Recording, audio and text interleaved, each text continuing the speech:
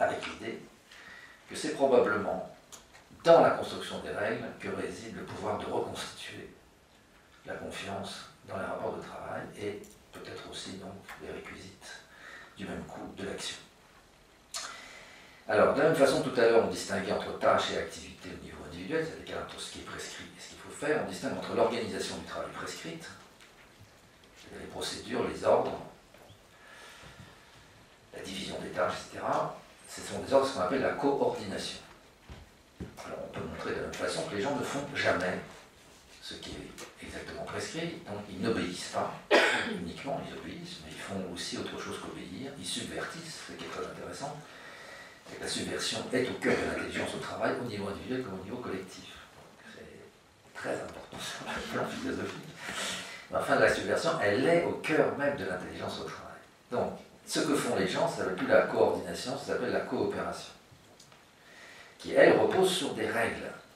Et donc, tout le problème se déplace, c'est que les gens ne respectent pas exactement les prescriptions, les procédures, les ordres, et opposent à l'organisation prescrite quelque chose qui est inventé par eux et qui s'appelle les règles de travail.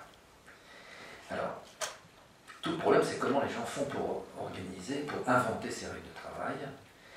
Donc c'est important de comprendre que la coopération, c'est le fruit d'une lutte contre la coordination. C'est important, il n'y a pas seulement une situation, il y a une lutte contre. Sauf que la lutte, elle n'est pas une lutte pour détruire, pour balayer la coordination. Elle est faite pour, évidemment, l'ajuster, la rendre opérationnelle.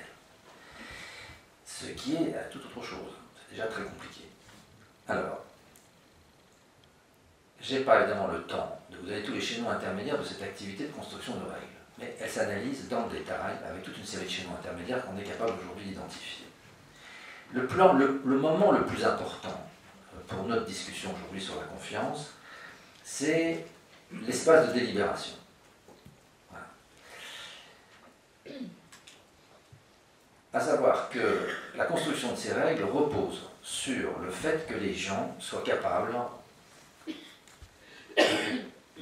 d'abord de rendre visible et intelligible aux autres la manière qu'on a de travailler.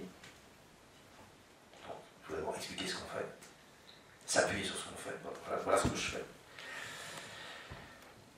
Extrêmement compliqué. C'est pas simplement une révélation d'un petit secret, c'est très difficile. Quand vous voulez commencer à expliquer comment vous travaillez, on se rend compte que c'est très difficile pour une raison précise. Que là non plus, je n'ai pas le temps de développer, mais c'est souvent parce que l'intelligence en question est en avance sur la capacité que nous avons de la symboliser et de la transmettre. Nous mettons en œuvre des habiletés que nous ne savons même pas expliquer. Voilà. C'est vrai dans tous les métiers, pas seulement de la mécanique, c'est vrai aussi dans les métiers relationnels, bien entendu, dans toutes les activités de service. Alors, il faut déjà rendre visible, pour un certain nombre de raisons que je n'ai pas eu le temps de développer tout à l'heure, le vrai du travail, l'essentiel du travail ne se voit pas. C'est pour ça qu'il n'est pas mesurable, il n'appartient pas au monde visible, puisque c'est la subjectivité, c'est le rêve, c'est l'insomnie, c'est l'endurance, c'est l'obstination, c'est la colère, la souffrance, le plaisir, de tels machins qui sont tous subjectifs, donc ne se voient pas, donc ne se mesurent pas. Donc on ne peut pas mesurer le travail, pour cette raison. Donc ça ne se voit pas, donc le problème de cet espace de délibération, c'est un espace de délibération dans lequel les gens sont invités en quelque sorte à rendre visible ce qui ne l'est pas, et qui souvent ne l'est même pas à eux-mêmes, en tout cas pas intégralement. Donc c'est compliqué ce passage, et donc si on ne peut pas avoir accès directement par la visibilité à la mesure du travail, en revanche on peut y avoir accès indirectement, mais il faut passer par la parole des gens. Donc il faut que les gens parlent.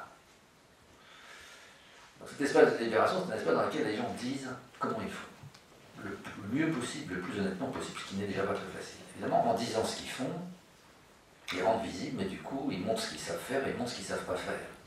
Ils montrent aussi leurs insuffisances et leurs maladresses. Alors c'est assez risqué de dire ce qu'on fait.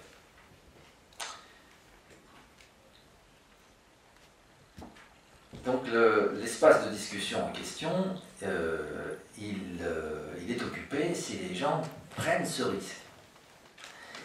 Et ils ne prendront ce risque que s'ils ont confiance dans les autres. Voilà. Alors, comme ce n'est pas donné au départ, cette histoire de la confiance, il faut faire un pari. Il y a un pari à faire un minimum, mais c'est vrai que ça se met très vite à l'épreuve. Donc on peut y aller doucement, commencer à parler, et puis on voit comment ça réagit l'autre. Si l'autre, la meilleure façon qu'on a de voir si on peut faire confiance, c'est que l'autre se mouille à son tour pour dire lui aussi comment il travaille. Donc à partir de là, on se rend compte que les arguments, les gens non seulement expliquent comment ils font, mais quand vous prenez ce risque d'expliquer et de montrer, alors vous êtes obligé de le justifier. C'est une des grandes difficultés de cet espace de discussion et de l'entrée dans la discussion, de cet espace de délibération. Montrer ce que vous faites et se traduit immédiatement par une obligation de justification. C'est pour ça que c'est difficile. Il faut se justifier. Et pour se justifier, on utilise des arguments qui ont cette caractéristique de ne pas être uniquement fondés sur la technique, relativement aux critères de validation que constitue l'efficacité du travail, et qu'en réalité, pour défendre une manière de travailler, j'utilise aussi des arguments qui sont mitigés d'autres choses. Par exemple, si je suis un homme ou une femme, je n'ai pas les mêmes raisons de préférer telle manière de travailler que l'autre, qu'il s'agisse d'une activité de service, d'une activité industrielle, d'une activité... Bon, partout, agriculture, pareil. On a fait aussi. On ne travaille pas de la même façon, on n'a pas les mêmes raisons de travailler de toute façon. Voilà. Parce qu'on a aussi d'autres contraintes, etc. Vous pouvez imaginer. Mais ça peut être à cause de l'âge, ça peut être à cause de vos antécédents médicaux, ça peut être à cause de vos références politiques, idéologiques, etc. Donc, les arguments qu'il s'agit d'échanger sont des arguments mitigés, et ça s'appelle des opinions. Voilà. Enfin, la théorie s'appelle des opinions. Donc, l'espace de délibération en question, c'est un espace où les gens disent, formulent leurs opinions. Voilà. Quand ce travail marche bien, on arrive à des consensus éventuellement, je m'arrête tout de suite, je suis trop loin. Toute cette activité permet, après l'échange des discussions, il y a des formes de discussion rationnelles qui peuvent aboutir à des consensus. Quand le consensus ne marche pas, il faut passer par un arbitrage, mais enfin, il y a quand même la discussion qui est très importante, et la confrontation des points de vue, la confrontation des opinions. C'est à partir de cette discussion que se bâtissent les accords entre les gens sur la manière de travailler, ce qui est bien et pas bien, ce qui est acceptable, ce qui n'est pas, ce qui est efficace, ce qui n'est pas, enfin, il y a tout un tas d'arguments moraux, on voudrait idéologiques. Et à la fin, quand vous avez plusieurs accords normatifs qui sont liés entre eux, ça donne une règle de travail. Et la confiance, fondamentalement, elle se bâtit sur la capacité que nous avons de montrer qu'on connaît les règles, 2, qu'on les respecte, 3, qu'on est capable de tricher avec les règles, mais pas n'importe comment. Voilà, c'est tout un ensemble de choses que je n'ai pas le temps de détailler, mais vous pouvez deviner, parce que la règle, ce n'est pas simplement une application. La règle, elle est évolutive, donc il faut apporter sa contribution à l'évolution de la règle. Tout ça, ça s'appelle l'activité déontique, activité de production de règles. C'est là que se niche dans l'analyse, quand on passe par le travail, l'origine, le fondement de la confiance entre les gens. Voilà. Dans ce cas-là, on pourrait dire que si on retourne au réel du travail, pour pouvoir, en quelque sorte, donner son opinion, on peut rebâtir des relations de confiance entre les gens, non pas fonder des relations de confiance sur l'inspiration, inspirer la confiance, ni sur le contrat, mais sur l'activité déontique en tant qu'elle est ce grâce à quoi nous pouvons travailler ensemble.